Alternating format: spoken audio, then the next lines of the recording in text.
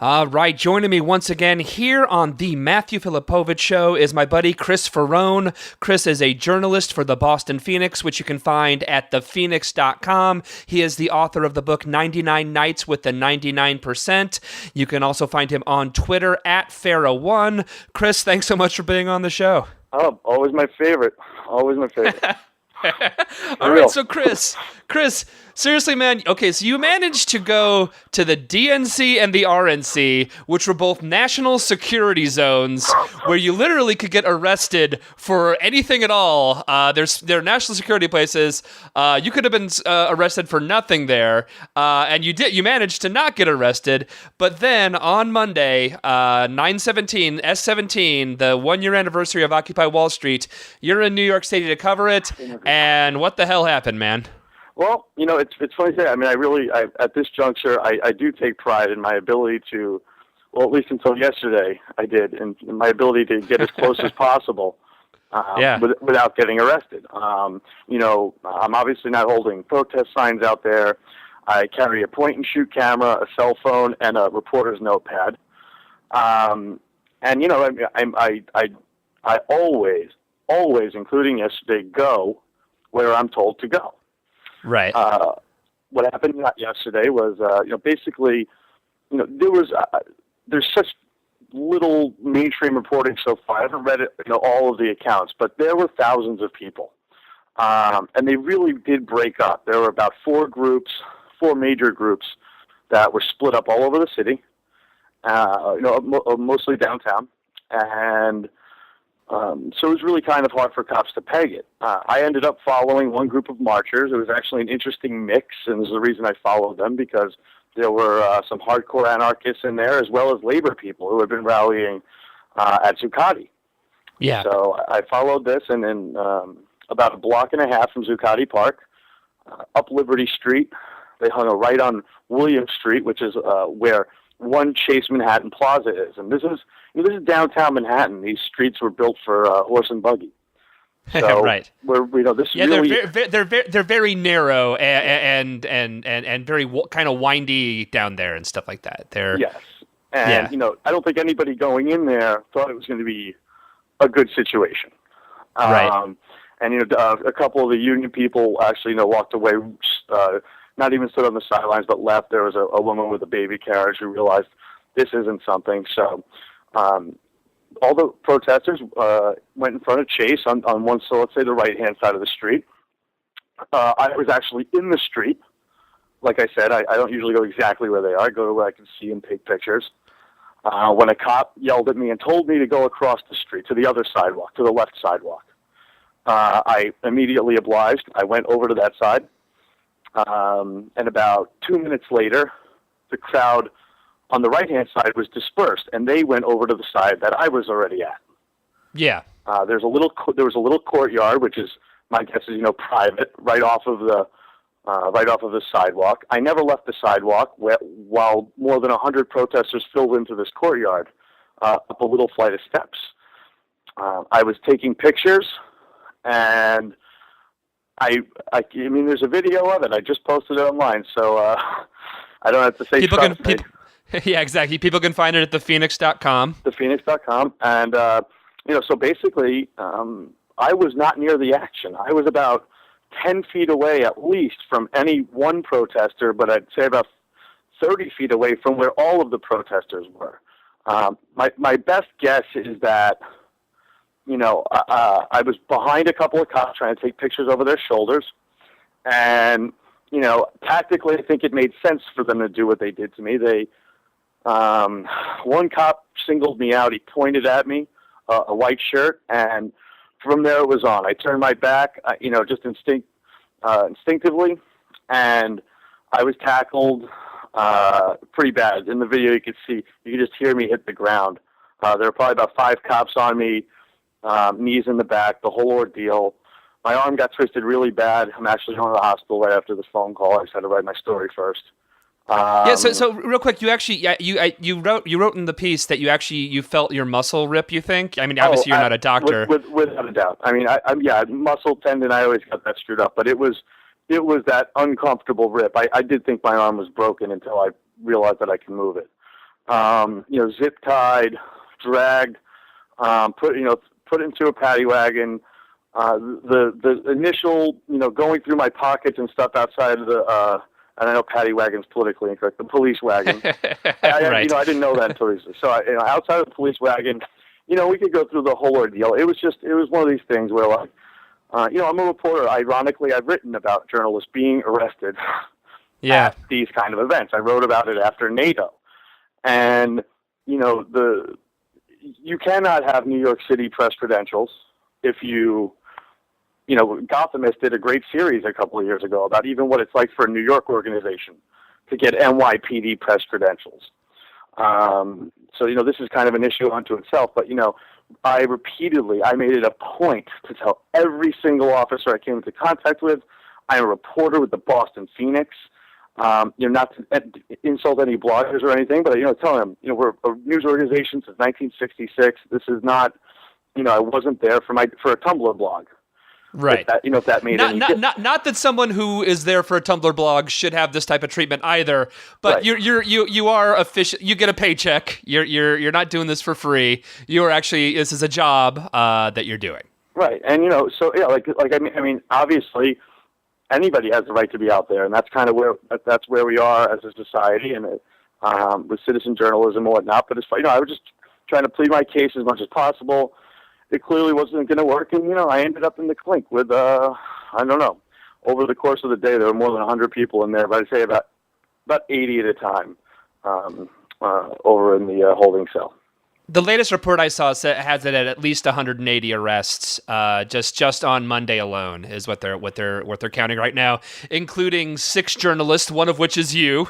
Again, I'm talking to Chris Faraone from the Boston Phoenix. I heard you were on the way out. Were you on the line with Molly Crabtree, who also got nabbed? Crabapple, yeah. Crabapple, yeah. It was interesting. I know her work. I didn't know who she was though, and I looked at her and I said, "Are you a journalist?" Because she was a little dressed up a little more than some of the protesters. She had nice shoes on, and I think a dress on. So she said, "No, I'm an artist." She's kind of like a journal artist, so I thought it was pretty cool. And the characters in there, if anything, speaks to the diversity of the Occupy movement. I was literally in there. You're in there with so. There's guys from octogenarians from Veterans for Peace. There were Catholic priests. There were Episcopalian ministers. There was a pair of 15 and 16-year-olds who came up from Philly.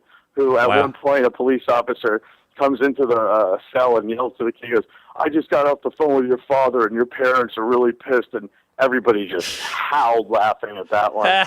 And other highlights included, we did have a bubbler full of water, and you bet your butt, as soon as that bubbler was empty, it turned into a bongo drum for about maybe 30 seconds until a cop freaked out and came in. And even in prison, it turns into a drum circle. Even in prison, it turns into a drum circle. We were given. I actually didn't get one, but we were given a cheese sandwiches with mayonnaise, and a few people were interested in eating them, but some people did use the cheese to cover up the security cameras that were in the cell, which was I thought very inventive. And it was just listen, like being anywhere else with a lot of interesting people from all over the place. Sure, we're in a holding cell, and it sucked and it smelled, and there were 2 toilets full of turds. But, really just getting to talk to people, it's some of the conversations that you obviously don't get to have when you're on the street. And, the bigger story here is that, I'll obviously be back out there. But this level of intimidation is truly frightening. For some reason, I was pretty calm through the whole process, but just going over it in my mind and the way that, not that I was targeted, but the way that I was treated. I wasn't, there's no way I could have been confused with a protester. Right. And the not caring at all. They wouldn't write that I was a journalist anywhere on anything. At one point, I gave a business card. This is 2012. you Google my name, I've got more than 1,000 articles, pictures, the whole deal. At one point when we were getting booked, one officer, my arresting officer, who, by the way, this is, the scam that they always pull, is that my so-called arresting officer is not the guy who brutalized me. He was a nice rookie who, after I was tackled, beaten by this white shirt and all these other animals, I was assigned to this guy. Yeah. Did you by chance, did you get the name of the white shirt that took you down by chance? I think I'll be able to figure it out from the video, but that's down the line. Really, I do, in all honesty, I really don't like being the story myself, but I do feel I feel that this is such an important issue of journalists being arrested, because especially having, I've written about it before, but being arrested myself in this situation, just the thought, I didn't go back out last night. One, because I wanted to write my experience. Two, because my arm was just absolutely killing me. And the last thing I could think about was being in handcuffs again. But, that anybody should be afraid to do their job is just crazy. It's a truly frightening thought. And I'm from New York originally, and that's one of the most depressing things. Obviously, I've seen NYPD at its worst throughout my life, but it really is just an embarrassment, particularly after, like you said, Tampa and Charlotte. We don't exactly consider southern metropolises to be, enlightened by any means, but yeah. So, but no, this is New York City. The place with liberal New York City, supposedly one of the most liberal places on the planet, and it has. I'd say probably above and beyond the most brutal. I mean, like definitely the most brutal police force in North America, except maybe Oakland. I mean, I don't know. There's maybe a little bit of rundown. Oakland and Seattle also, but Oakland and Seattle really, they get a lot more visibility. This is my opinion, because they really like to use their weapons. Yeah. Pepper spray, rubber bullets and stuff like that. NYPD is, these are some seriously big dudes. Not as big as Chicago cops, but this was really a lot of just standard physical police brutality. And I'm a big dude. I'm a chubby guy, so I was able to handle it. But I mean, I can't even imagine somebody who weighs 140 pounds getting tossed the way I did. They'd be in the hospital without or like a small young woman, which we've also seen videos of yeah. Like, I mean, not that anyone should be tossed around. No. But they are tossing around very tiny people, like they're like they're garbage, just flipping them on the ground. And again, I'm talking to Chris Faraone from the Boston Phoenix, great journalist. So tell me, what exactly? Obviously, they don't have, like, what was the initial charge that they're supposedly, because again, they jumped you out of the blue, they jumped you from behind, you had a white shirt point at you, and then you were tackled from behind. What is that? What are the actual charges that are currently you were charged with? Disorderly conduct. It's really not a big deal. I'll probably end up having to pay a fine, and they said it won't be on my record, but I could give a crap either way. I also did have some weed on me, which is it's kind of like this gray area in New York right now. It's not fully decriminalized, yada yada. They just didn't want to process it. Plus, it was such a little amount. I did find it funny. One of the cops who was being a real, had a funny line, and he says to me, he goes, "Oh, wait until the media finds out that you were doing drugs and reporting." He goes, "You're going to be finished." And I didn't have the heart to tell him that I literally just published a story about doing acid at the Democratic National Convention. Exactly. You did. I gotta say, I have to tell you, Chris. Like, you didn't actually tell me that side of the story when you were on with me when we talked about the DNC. And not that I would. I'm not upset that you did it. I'm upset that we didn't get to talk about the experience of being at the DNC on acid. Oh, I think we spoke the day before. And in all honesty, that was kind of it was just a self-indulgent article, and it was at the point where I had been with the protesters for a couple of days.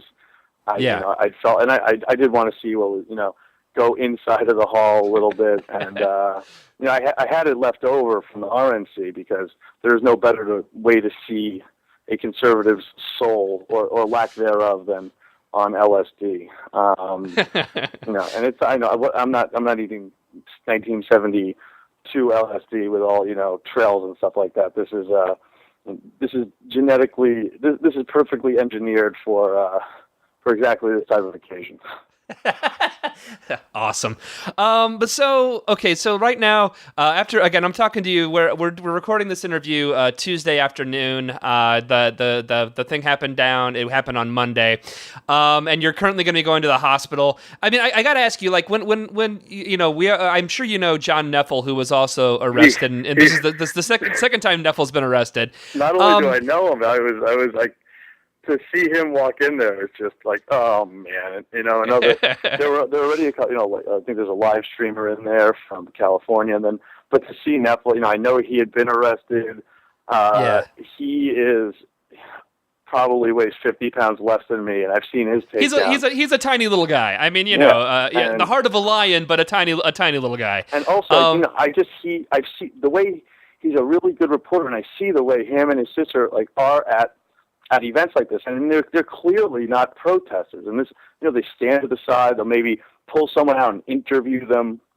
There's no signs being held. There's no screaming. There's no chanting. Like me, I know they're sympathetic to the movement. I may want to yell at Chase Manhattan Bank, but I sure as heck wasn't. And I think if you talk to Free Press, which does a great job of tracking journalists' arrests. Yeah, Josh Stern's doing the main big prop. Yeah. And but what's really interesting is that it's not always hard to tell. It's not sure it's 2012 and everybody is maybe to a certain degree a live stream or something, but it's not hard to tell who's protesting and who's not. In the case of my arrest yesterday, I'm not arrogant enough to think that I was targeted because I've done a lot of coverage of the Occupy movement. Targeted is not the word. I was just someone who they just didn't want there. Yeah. And I think that it was a way of showing the big crowd this is what's about to go down. The other thing was they surrounded me when I was on the ground and pushed everyone way back. So nobody knew I was in jail at all. I mean, nobody could even hear me yelling, call my editors, Boston Phoenix, my name. It was pretty frightening. That was for sure. And I think a couple people realized that I usually tweet about 30 things a minute during these. So after about 2 hours with no tweets, some people figured I was probably locked up. But other than that, nobody knew. And of course the phone wasn't working in the cell. That's a pretty new I've heard they've done it a little bit before, but that's actually supposedly what they were doing fairly consistently, where they were blocking people from like normally you'd have National Lawyers Guild people able to get people's names so they actually know that they were being arrested. Mm-hmm. But in your case and in many other cases of arrests at S17, they were actually not even allowing people to give their names of who was actually being arrested. And so literally you get that fear of being dropped into a legal black hole where you could be disappeared for days without anyone knowing where you are or whatever. And again, that's a horrible intimidation tactic. Again, your arm was hurt, you were arrested. Again, and I don't blame you for not going out again at night once you got released. But that's why they did it. That is why they did it the way they did it. I guess no, go ahead. I just want to stress that I did not tell the police that my arm was hurt on purpose. Okay.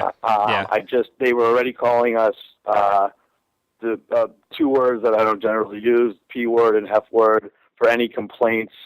My hands were completely purple, and it took one cop who wasn't completely insane to look at the other cop and go, "Are you serious?" And they actually, it took them about 20 seconds to the wrist, the ties were so tight on my wrist that they barely cut them off. So this was the kind, during the pre-booking process outside of the wagon, it was pretty frightening because it was just a lose-lose situation. Anything I said, asked, I was screamed at, yelled at, told I'm not really a journalist, told I'm a joke.